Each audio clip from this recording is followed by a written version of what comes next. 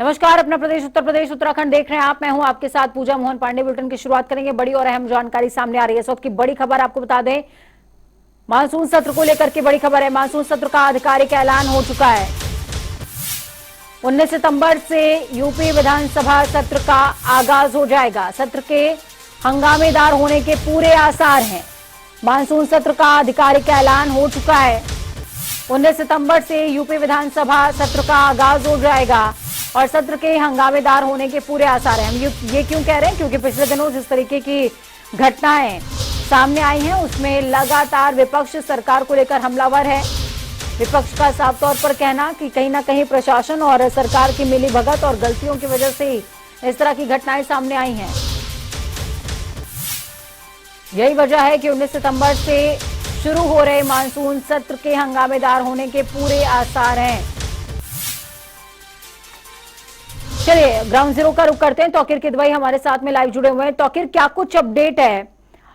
ऐलान हो चुका है कि 19 सितंबर से सत्र का आगाज हो जाएगा और यह भी माना जा रहा है कि सत्र इस बार काफी ज्यादा हंगामेदार हो सकता है।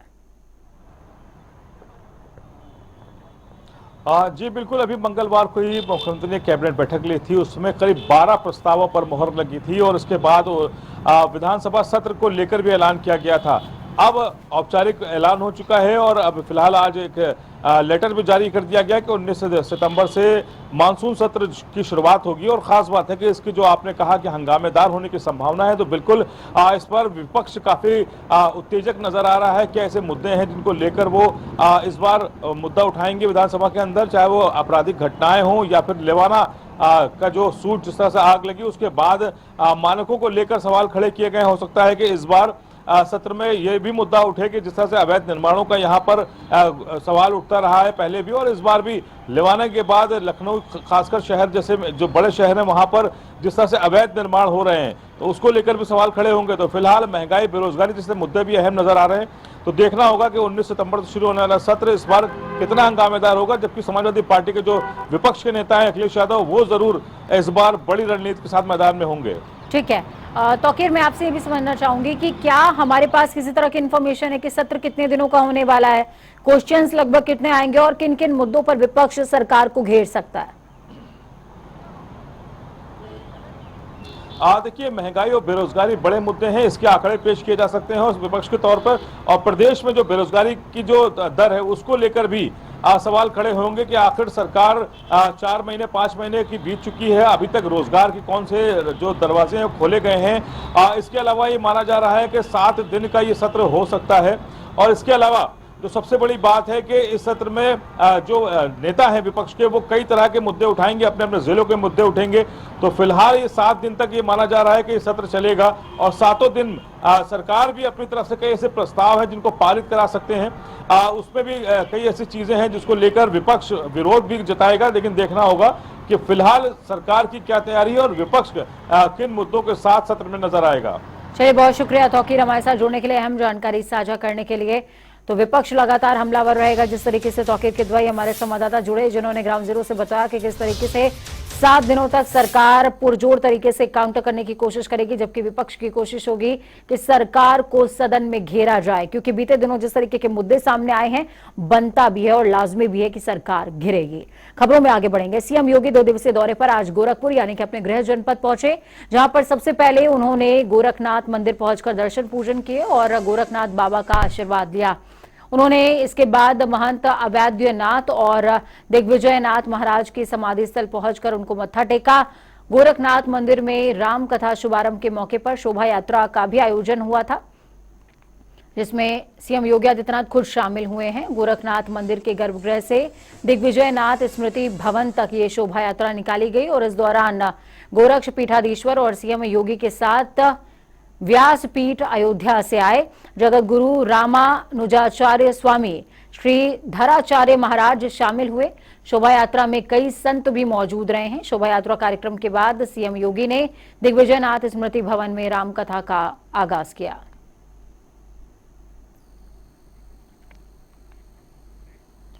तो यूपी में सूखे से प्रभावित किसानों को राहत देने के लिहाज से सीएम योगी आदित्यनाथ ने बड़ा और अहम ऐलान किया है। सीएम ने प्रदेश में सूखे के हालातों का सर्वे कराने का आदेश दिया। इसके लिए आपको बता दें कि प्रदेश के 75 जिलों में 75 टीमें गठित की जाएंगी। प्रदेश सरकार के मुताबिक ये टीमें अपनी रिपोर्ट 1 हफ्ते के अंदर यानी कि 7 दिनों के अंदर संबंधित जिले के डीएम को सौंप देंगी और इस मामले में लापरवाही बरतने और देरी होने पर जिलाधिकारी जवाबदेह होंगे, यानी कि जवाबदारी भी सुनिश्चित कर दी गई है। इसके साथ ही सरकार ने किसानों का फायदा देखते हुए कई और घोषणाएं की हैं। इनमें लगान वसूली और ट्यूबवेल के बिजली बिल की वसूली को स्थगित रखना शामिल किया गया है। सरकार ने सिंचाई विभाग को नहरों में पानी की पर्याप्त व्यवस्था और आपूर्ति सुनिश्चित करने को कहा है और बिजली विभाग को ग्रामीण क्षेत्र में बिजली आपूर्ति बढ़ाने के निर्देश दिए गए हैं ताकि जो प्रभावित किसान हैं उनको हर तरीके से संभव मदद और राहत मिल सके। तो वहीं औरैया के बिधुना तहसील में पहुंचे केंद्रीय विधि और न्याय राज्य मंत्री एसपी सिंह बघेल ने सरकार के कामों की तारीफ करी। दूसरी तरफ कांग्रेस सपा और बसपा पर जमकर बरसते नजर आए। उन्होंने कांग्रेस पर निशाना साधते हुए कहा कि कांग्रेस पार्टी एक डूबता हुआ जहाज है जिसके सभी यात्री जहाज छोड़कर जा चुके हैं। इसका ताजा उदाहरण गुलाम नबी आजाद है। एसपी सिंह बघेल ने सपा पर हमला बोलते हुए कहा कि सपा जो अभियान अभी चला रही है, अगर जीतने के बाद क्षेत्र में जाते रहते तो आज ये दिन उन्हें ना देखना पड़ता। राज्य मंत्री ने अखिलेश यादव पर भी तंज कसा। उन्होंने कहा कि धरती पुत्र मुलायम के घर ट्विटर पुत्र पैदा हो गया है जो ट्विटर खेलता रहता है।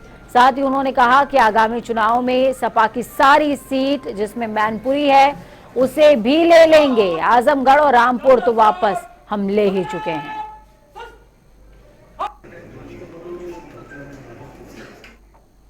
वहीं लखनऊ में यूपी के कृषि मंत्री सूर्य प्रताप शाही ने प्रेस कॉन्फ्रेंस करी। उन्होंने कहा कि जल्द ही आंवला को वन उपज से निकालकर कृषि उपज में शामिल कर देंगे। इसके साथ ही दलहन की फसल के बीज भी मुफ्त किसानों को दिए जाने की व्यवस्था की जाएगी। उन्होंने कहा कि जून और जुलाई महीने में गोष्ठी हुई थी, इसमें किसानों की कठिनाइयों पर हमने विस्तार से चर्चा करी थी। इनके 125 सुझावों के ऊपर भी मंथन किया गया था। इसमें जरूरी तौर पर ऊर्जा, कृषि, इन तमाम विषयों पर विचार होगा और अधिकारियों को इस पर काम करने के निर्देश दिए जाएंगे। उन्होंने कहा कि प्राकृतिक खेती के ऊपर विशेष ध्यान दिया जा रहा है। जैविक खेती पर भी कार्यशाला आयोजित हो रही है। उन्होंने ये भी कहा कि प्रधानमंत्री किसान सम्मान निधि योजना की 12वीं किश्त सितंबर में अपेक्षित है। केंद्र सरकार ने कहा है कि जिनका भू-लेख उपलब्ध हो जाएगा उनको ही किश्त मिल सकेगी। वर्ल्ड वाटर वीक के भीतर के कॉन्फ्रेंस में सम्मिलित होने के लिए 7 दिवसीय यात्रा पर गए थे और पिछले 75 वर्षों में उत्तर प्रदेश कृषि विभाग और अन्य संबंधित विभागों ने जो एलाइड एग्रीकल्चर सेक्टर हैं उन्होंने जो अचीवमेंट हासिल किए हैं वो अपने में एक कीर्तिमान है। खासतौर पर पिछले 5 साल के भीतर व्यापक उपलब्धियां हमारी रही हैं, उनकी प्रस्तुति उन्होंने यहाँ पर दिया। शाहजहांपुर के 2 दिवसीय दौरे पर पहुंचे डिप्टी सीएम ब्रजेश पाठक ने जिला अस्पताल का निरीक्षण किया, साथ ही ऑक्सीजन प्लांट का भी निरीक्षण किया है। डिप्टी सीएम ने अफसरों को जनता को बेहतर इलाज की व्यवस्था और समुचित इलाज उपलब्ध कराने के निर्देश दिए। ब्रजेश पाठक ने मेल सर्जरी भर्ती वार्ड, बाल रोग विभाग, जनरल वार्ड समेत कई वार्डों का निरीक्षण इस दौरान किया है, जिस दौरान मरीजों और उनके तीमारदारों से बात करके स्वास्थ्य सेवाओं की जानकारी भी हासिल करी। डिप्टी सीएम ब्रजेश पाठक ने कहा कि पूरे उत्तर प्रदेश के सभी मरीजों को अच्छे इलाज की व्यवस्था देने के लिए सरकार कृत संकल्पित है और निरीक्षण के दौरान जो भी कमियां हमने पाई हैं उन्हें तत्काल प्रभाव से ठीक करने के लिए भी कार्रवाई के निर्देश दिए गए हैं।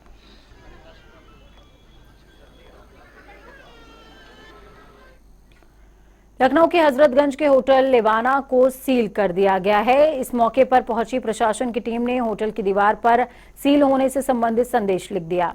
होटल में अवैध निर्माण के लिए जिम्मेदार अधिकारियों और कर्मचारियों के बारे में गोलमोल रिपोर्ट भेजने पर शासन ने एलडीए से सख्त नाराजगी जाहिर करी है। शासन ने एलडीए से कहा कि दोषी अफसरों और कर्मचारियों का पूरा ब्यौरा हमें भेज दीजिए, वो कब से कब तक तैनात रहे। शासन ने यह भी पूछा है कि क्या इंजीनियर्स के अलावा अन्य अफसर और कई और कर्मचारी जिम्मेदार नहीं हैं।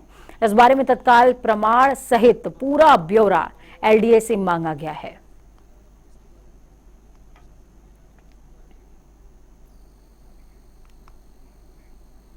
उत्तर प्रदेश में प्रशासन अपराधियों पर लगाम लगाने के लिए लगातार उनकी संपत्ति की कुर्की में जुटी हुई है। आज बाराबंकी जिले के सफदरगंज थाना क्षेत्र के रहने वाले गैंग लीडर बदरुद्दीन और उसके सक्रिय सदस्य नसीरुद्दीन की चल अचल संपत्ति को कुर्क कर दिया गया। पुलिस और राजस्व प्रशासन की टीम ने मिलकर गैंगस्टर एक्ट के तहत कार्रवाई अमल में लाई है। नशीले पदार्थों की तस्करी करते हुए इन अपराधियों ने अपने और अपने रिश्तेदारों के नाम पर संपत्ति बनाई थी। जब्त संपत्ति की कीमत करीबन 8 करोड़ 50 लाख 32,000 रुपए आंकी जा रही है। मशहूर तस्कर जो अफीम और मादक पदार्थों की तस्करी में लिप्त रहा है, बदरुद्दीन, जो इस समय गैंगस्टर अधिनियम के तहत थाना मसौली से जेल भेजा गया है और जेल में बंद है, उसके घर को जिलाधिकारी न्यायालय द्वारा धारा 14A गैंगस्टर अधिनियम के तहत अपराध से अर्जित संपत्ति मानते हुए कुर्क कर लिया गया है और आज कुर्की का तामीला उसके मकान को सील करके किया गया है। तहसील प्रशासन और स्थानीय पुलिस द्वारा इस कुर्की को पूर्ण किया गया है। और हरिद्वार त्रिस्तरीय पंचायत चुनावों को लेकर पार्टी अपनी रणनीति मजबूत कर रही है, जिसके चलते आज हरिद्वार पंचायत चुनाव के मद्देनजर कई नेताओं ने पार्टी का दामन थाम लिया।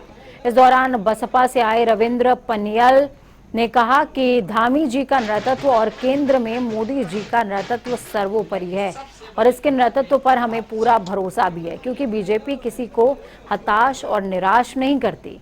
वहीं जनता को संबोधित करते हुए सीएम धामी ने कहा कि प्रदेश में हमारे वरिष्ठ नेताओं का और राष्ट्र में मोदी जी का पूर्ण समर्थन है। हम अपने लक्ष्य को लेकर काम कर रहे हैं और त्रिस्तरीय पंचायत चुनाव को लेकर सारी तैयारियां हो गई हैं।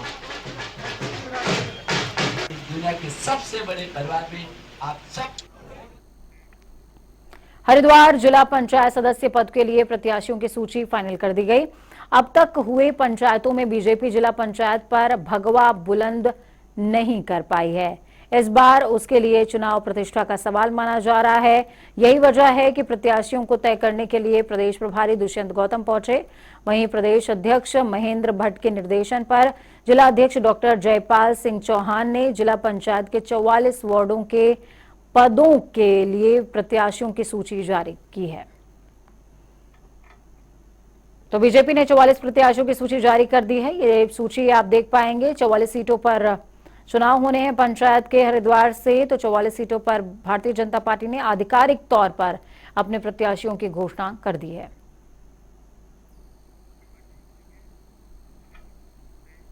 तो दूसरी तरफ राजस्थान सरकार में राज्य मंत्री राजेंद्र यादव के घर के साथ ही फ्लोर मिल में आयकर विभाग की टीम ने छापेमार कार्रवाई करी। छापेमारी की सूचना पर व्यापार मंडल के साथ ही राजनीतिक संगठनों से जुड़े लोग भी पहुंच गए। तुरंत वहां पर मौजूद राजेंद्र यादव के भाई विजय पाल के आग्रह पर सब वापस लौट गए। आपको बता दें कि राजेंद्र यादव का राजस्थान में अपना बड़ा कारोबार भी है। उनकी किच्छा में यादव फूड्स के नाम से फ्लोर मिल है, जिसका संचालन उनके भाई विजय पाल यादव कर रहे हैं। आयकर विभाग की टीम 5 गाड़ियों में पहुंची थी।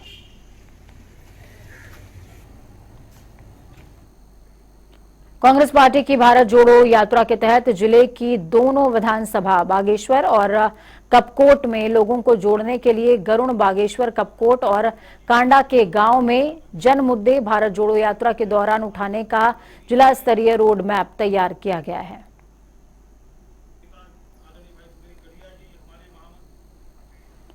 राजधानी देहरादून में स्मार्ट सिटी के कामों की धीमी रफ्तार पर भले ही सरकार के मंत्री और विधायक नाराज हो रहे हों, लेकिन स्मार्ट सिटी के अधिकारियों को उससे कोई फर्क नहीं पड़ता है।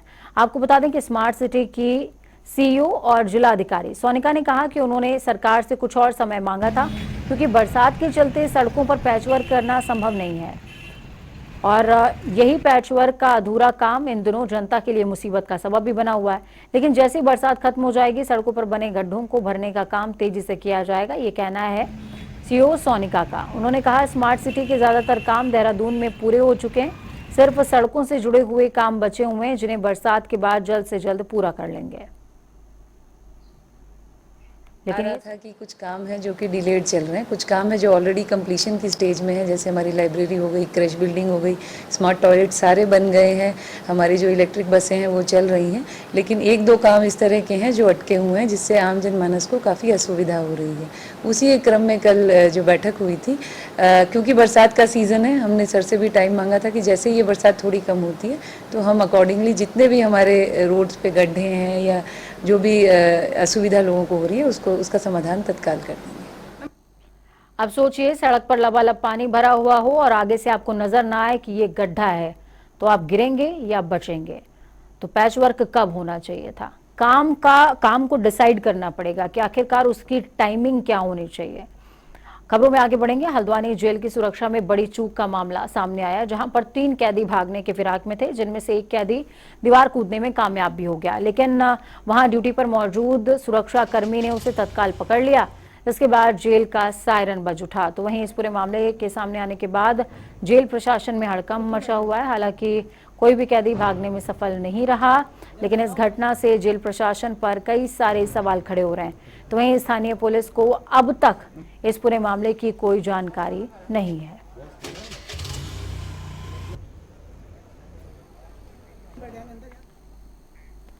जिला प्रशासन ने रामनगर के ग्राम छोई में बड़ी कार्रवाई करी। आपको बता दें कि उप जिलाधिकारी गौरव चटवाल ने बताया कि छोई में 5 एकड़ जमीन को व्यावसायिक रूप से बेचने की सूचना पर जमीन की बिक्री पर रोक लगाई गई।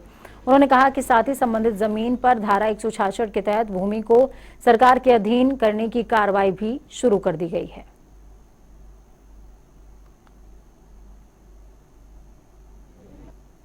नहीं, उसमें जो ज़मीन थी उन्होंने उस पर परमिशन ली, परमिशन लेके कृषि के लिए खरीदी। उसके बाद हमें ये ज्ञात हुआ कि उसका कमर्शियल यूज़ कर रहे हैं, तो इसलिए जो हमारे द्वारा डीएम साहब को उसमें रिपोर्ट भेजी गई कि इसमें जो इसकी रजिस्ट्री पर रोक लगाई जाए, और हमने जो है धारा 167 के अंतर्गत भी उसकी कार्रवाई के लिए लिखा। तो उसके तहत जो है डीएम साहब के कार्यालय से जो है उस पर अग्रिम आदेशों तक रजिस्ट्री पर रोक लगा दी गई है और 167 की कार्रवाई गतिमान है। उत्तराखंड अधीनस्थ सेवा चयन आयोग में पेपर लीक समेत विधानसभा में बैकडोर से भर्ती मामला लगातार गर्माता जा रहा है, जिसको लेकर युवाओं ने सरकार के खिलाफ मोर्चा खोल दिया। प्रदेश भर में सैकड़ों युवा सरकार के खिलाफ जोरदार प्रदर्शन करके नारेबाजी कर रहे हैं और इसी कड़ी में उत्तराखंड बेरोजगार संगठन ने प्रदर्शन करते हुए सचिवालय कूच किया। इस दौरान हजारों की तादाद में बेरोजगार युवा शामिल हुए और युवा विवादित भर्तियों की सीबीआई से जांच की मांग कर रहे हैं।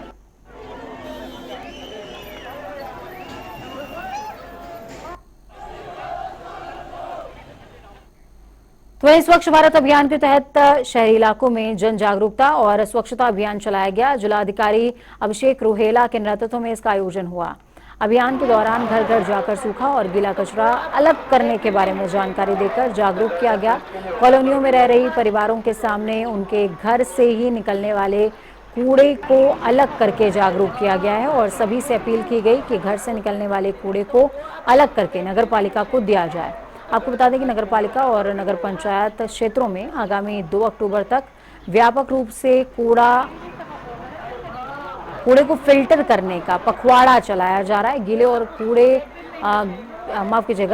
कूड़े और जैविक खाद के रूप में इसको तैयार किया जाएगा।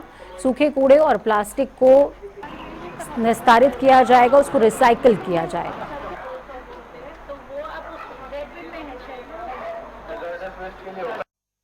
नगर उत्तरकाशी में एक स्वच्छता के प्रति जागरूकता का अभियान चल रहा है, जिसमें जिला विधिक सेवा प्राधिकरण के सचिव मैम और हमारे प्रशासन के और नगर पालिका के सीईओ और कर्मचारीगण सभी साथ दे रहे हैं। और प्रयास ये है कि अधिक से अधिक लोगों को हम पूरा एकत्रीकरण और उसके प्रस्तुतिकरण के बारे में जागरूक कर सकें और सब लोगों को घर में ही जिनके पास जगह है उसमें कंपोस्टिंग करने के लिए प्रेरित करने का हम प्रयास कर रहे हैं। और हमें उम्मीद है कि नगरवासियों को हमें इस कार्य में भरपूर सहयोग मिलेगा और आने वाले दिनों में नगर की जो पूरा एकत्रीकरण की व्यवस्था है, प्रस्तुतिकरण की व्यवस्था है, इसको हम और बेहतर बना सकेंगे।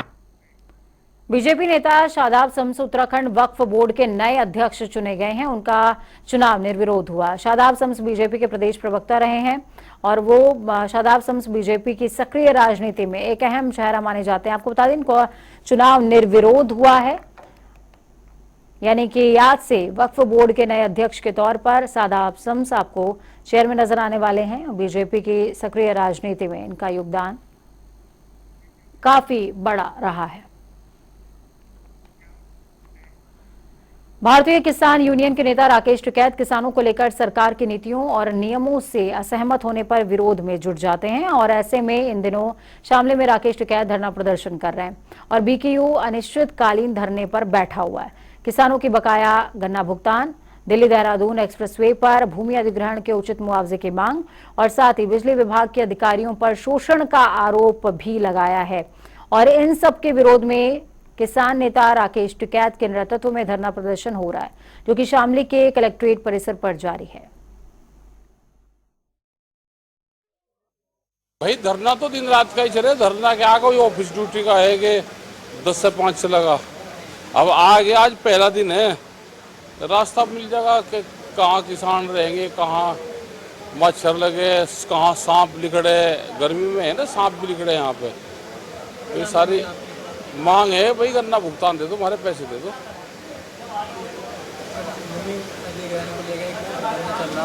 भूमि अधिग्रहण का भी आंदोलन चल रहा है, उसकी भी बात करेंगे सरकार से। देखो जब तक उसका रास्ता नहीं बैठे काम नहीं चलने देगा किसान।